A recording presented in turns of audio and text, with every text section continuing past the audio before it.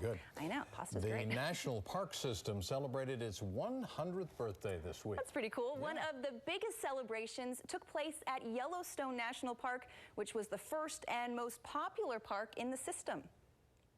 Under the famous arch that Teddy Roosevelt dedicated in 1903, thousands celebrated the 100th anniversary of the National Park Service. They joined the director of the National Park Service, John Jarvis, and the head of the Department of the Interior, Sally Jewell. Visitors to Yellowstone enjoyed free admission on this anniversary and for the entire weekend. Some visitors got the ultimate Yellowstone treat, a chance to see and photograph a grizzly bear at a safe distance. But the director of the National Park Service and Yellowstone superintendent held a press conference to discuss the state of the parks. Joining them, President Theodore Roosevelt, well, in spirit at least, in the form of a reenactor.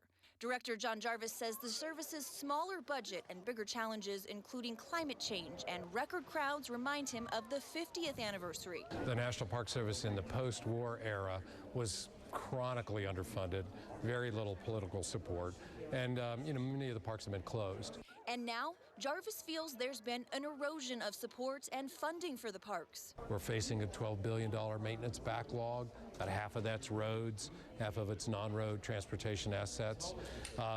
The organization itself has gotten smaller as a result of sort of chronic underfunding. Montana Senator John Tester, on hand for the evening celebration, agreed. The parks need more money. I think it's incumbent upon us in Congress really to set aside the petty bickering that goes on and go to work. This is an important issue. When Yellowstone was created back in 1872, it was not only our nation's, but the world's first national park.